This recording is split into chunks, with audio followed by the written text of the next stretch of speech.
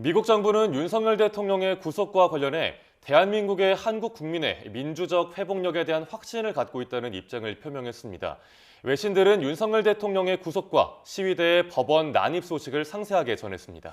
뉴욕 특파원 연결해서 자세한 내용 알아보겠습니다. 이승윤 특파원, 미국 정부가 이번 사태에 대한 입장을 내놨다고요? 네, 그렇습니다. 미국 정부는 윤석열 대통령의 구속과 관련해 대한민국과 한국 국민의 민주적인 회복력에 대한 확신을 갖고 있다는 입장을 표명했습니다.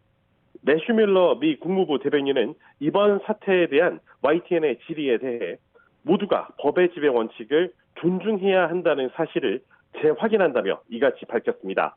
또 대한민국과 한국 국민이 헌법에 따라 행동하려는 모든 노력에 대해 높이 평가한다면서 미국은 한국 국민을 확고하게 지지하고 있다고 강조했습니다. 이어 최상목 대통령 권한대행, 대한민국 정부와 협업할 것을 약속한다면서 한미동맹은 변함없이 강력하고 대한민국 방어에 대한 미국의 약속을 재확인한다고 덧붙였습니다. 네, 외신들도 윤석열 대통령의 구속과 시위대 법원 난입 소식 상세하게 타전했다고요?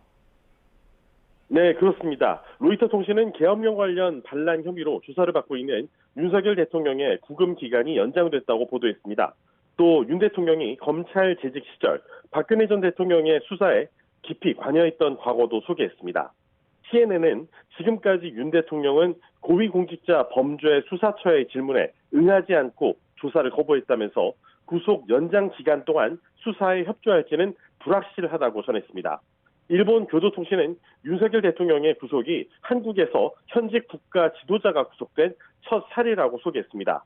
중국 관영 신화통신 역시 윤 대통령의 구금 기간은 체포기간을 포함해 최대 20일까지 연장될 예정이라는 내용을 속보로 전했습니다.